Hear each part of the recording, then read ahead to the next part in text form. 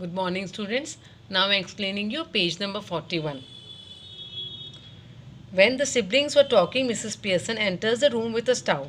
They failed at controlling their laughter and Mrs. Pearson ridicules them. While moving towards the city, she talks about how both of them regard themselves as mature and asks them to behave and be responsible like people of that age. Cheryl asks Mrs. Pearson if she now has an objection to the laughing. She replies that she has no problem with their laughing at something which is funny. She asks them to make her laugh as well by telling her what they were talking about. Doris undermined Mrs. Pearson's ability to understand the joke. Mrs. Pearson replies in equally means to indicating how boring the jokes usually are. Mrs. replies equally mean to indicating how boring the jokes usually are. Doris, who is not used to Mrs. Pearson talking to them in such a manner, asks her the reason behind her behavior. She is just about to cry once again and asks what have they done to deserve this. She mentioned they have done much except bargaining in weather whenever they want and going out as per their convenience. In between, all they do is to make her walk all the time, and when they have no other place to go, they come back home. Cheryl gets angry and hyper while telling Mrs. Pearson that if she doesn't get the tea ready, he will find something to eat by himself. Mrs. Pearson asks him to go ahead and find something for himself to eat while sipping stout. While going to the kitchen, he attempts to make Mrs. Pearson feel obligated to prepare for him as he had been working all day. Doris agrees with Cyril. Mrs. Pearson, actually Mrs. Fitzgerald, did not lose her cool and tells them that they work only in 8-hour shift a day. Cyril exertions upon his 8-hour shift. She let them know she has also completed 8-hour shift for doing the work and handling their tantrums. They both argue that Miss Pearson's 8-hour work is nowhere compared to theirs. Without losing her cool, she warns them that everything is going to change from now. She will only work for 40 hours a week, just like all of them, and tells them to wait and watch when she takes her weekend off. Doris and Cyril get shocked, while Mrs. Pearson maintains a calm look. Cyril exists to find something to eat in the kitchen. He feels it is necessary, as he would require the strength to face all of this. Doris, still amazed at what Pearson said before, confirmed she was just joking about it not. She explained that she might be, sorry students, last one. She explained that she might do a few petty tasks if she is plentifully asked to do so, and is duly thanked for performing them as well. She warns her that if any of her family members who work only for 8 hours a day and keep blabbering about and accept her to perform all the tasks, then they are going to let them down this time. She even mentions that she could go for a vacation as well. More shocked, she couldn't believe when Mrs. Pearson that she might go on a vacation this weekend. Mrs. Pearson replied that she is out of all deserve to take a break as she works a day and night continuously. Doris is confused as to where she could go and with whom. Mrs. Pearson expresses that Doris has no business asking her all this because she never asked Doris the same stuff.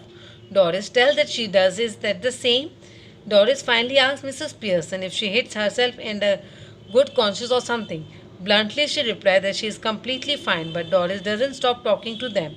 She might hit her with something for sure. Almost about to cry, she expressed how disheartening it is to go through all this, and well, she says she burst into tears. Mrs. Pearson asks Doris to stop acting like a child. She bluntly says that if she considers herself mature enough to go out with Charles Spencer, she should act properly at home as well. As they are talking, George Pearson, Mrs. Pearson's husband, enters. He is a man in 50s who is characterized by a deep sincerity, by a self-assertive as one can infer. He must be a healthy man who moves at a slow pace. As he enters, he notices that Doris is crying. He asks her what the matter and is sure that matter won't be worth of crying. Doris tells her father to wait and observe while she is crying and runs out of the scene. Doris Pearson is left amazed at how she ran and what she said. Mrs. Pearson replies to George's rhetorical question. He is still confused about what is going on. Mrs. Pearson advised him to ask Doris what she meant. As Mrs. Pearson raised her glass to sip her stout, George gets even more shocked. Mrs. Pearson let him know that he saw right. Still amazed, he asked the reason behind her drinking. Still maintaining her calm, she simply replied by saying that she is drinking it because she wanted to.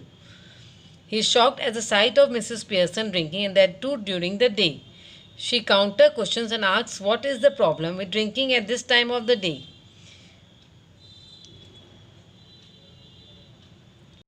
Student, page number 44, I am now doing. She tells her that nothing to be shocked about. If he had been her to do it till date, he is seeing her do it now.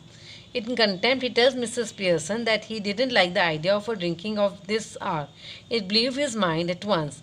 Responding to his reaction, she says that it could be a nice change of him. He did not understand what she was trying to say. She explained that it's being a long time she amazed it. Snooker is a game. Snooker is a game. He tells her how he doesn't appreciate change of surprise, and this is something Mrs. Pearson should know by now. He then changed the topic by telling Mrs. Pearson that he fought to tell her about the special snooker match and suffer. Also, he won't be needing any tea this afternoon. She tells him that there isn't any tea made, so it is fine even if he forgets to convey. Shocked at her reply, he asks Mrs. Pearson what she just told him. Mrs. Pearson replies and says that it has turned out to be well because he didn't need any tea. He asks Mrs. Pearson what if he wanted some. Last line, that is one, tried what at the club. Tried what at the club. He is sure as to what Mrs. Pearson is telling him to try at the club. She explained the tea situation in the context of all the club, where he goes to the bar to tell them that he doesn't want beer, and then he gets mad at them because they hadn't already poured some for him. She suggests that he try and see their reaction. George says the last one. He pretends to not to have understood what Mrs. Pearson just said. Mrs. Pearson says that the people at the club would make fun of him even more than he did. He gets irritated when Miss Pearson says that and tells her that he don't make fun of him. Mrs. Pearson tells him that he should have known them this by now. If they would have been someone else in his place, they would have known by now. She also tells them he is famously made fun at the club and they called him Pompey Person because they think he is a self-observed and observing. George, horrified at the words, and defined himself by saying, never.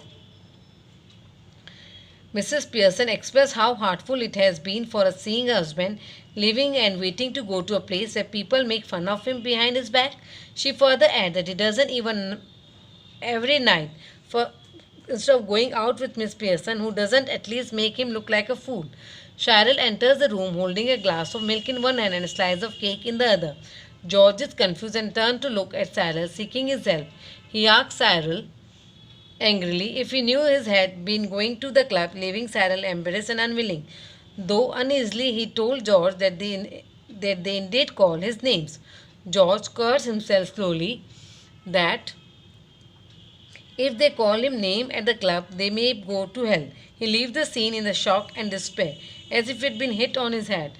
Cyril sees him go and then turns to talk to Mrs. Pearson. Cyril puts forward his point of view and says was so nice of Mrs. Pearson to have done that to his father. She only hurts his feelings, but also Cyril's. She then imparts some words of wisdom by telling him the truth only hurts for a short, while it is fine to get one's feeling hurt at a time. She further mentioned that this would not have happened if the father didn't go to the club every other day. He doesn't believe in whatever Mrs. Pearson has to say at that moment. Thank you, student.